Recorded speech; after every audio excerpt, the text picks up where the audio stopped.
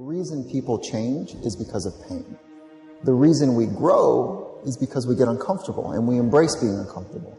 But being honest with the pain that we feel is usually the prime mover for people to do the work that is necessary. Average person, you and I have about 75,000 thoughts a day rattling around in this thing we call our brains and our minds. 75,000 of them. The crazy thing is 91% of those thoughts are identical to the previous day and are identical to the day before that and the day before that and the day before that. You're not a procrastinator. You have a habit of procrastinating. And so most people never take the time to analyze what they think about. The most successful people I know are the most self-aware, meaning they're aware of what they do and they're also aware of what they think. They're aware of how they're perceived. But people like to give themselves this excuse. I do not have the energy to do this. Whatever. If you decide that, that's true. But if you watch a motivational video, there's 100 of them on YouTube, thousands even. You go watch one, you'll get fired up. You're like, I'm going to jump some rope. You jump some rope, you do something. Just do some push-ups, do something, do some bodyweight squats. You'll feel better. Some of them maybe, but I think some of them just don't have discipline. There's an issue with that as well. There's also an issue with momentum. You're not used to doing it. It's not a part of your life. It's not something that you're accustomed to, pushing yourself. There's been many days where I didn't want to work out. I just didn't feel like I had the energy, and I just forced myself. And I think there's very few people out there that know how to force themselves.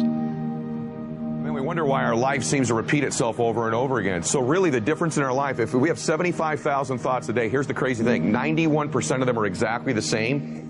The separation in our life is in those 9% of their thoughts, because remember this, these magnets are pretty powerful. That's why I'm always saying that your obsessions become your possessions, because they do. You draw into your life exactly what it is you think about. It's a physical reality that you attract to yourself what you think about. So the difference in our life is 9% of our thoughts. That's why people say all the time the difference between winning and losing is so small, it's almost too scary to talk about.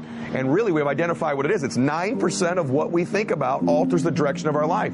So what I'm here to tell you today is you've got to hone in and get aware of what you think about and then alter those 9% of the thoughts that are variable on a daily basis to serve you. And you know, people are very, very, very, very tough. And it turns out that if you face things, that you can put up with a lot more than you think you can put up with, and you can do it without becoming corrupted.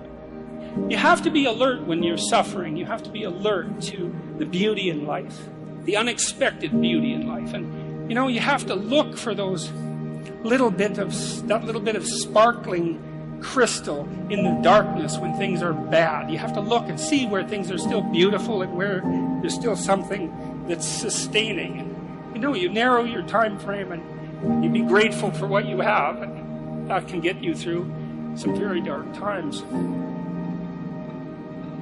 Our belief system is based upon our evaluation of something. Frequently, if we reevaluate a situation, our belief about it will change.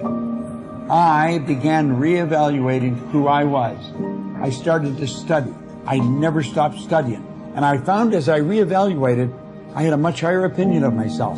I found out things about me that I would have never believed if you had told me. The power that's locked up within us, the marvelous system we've got.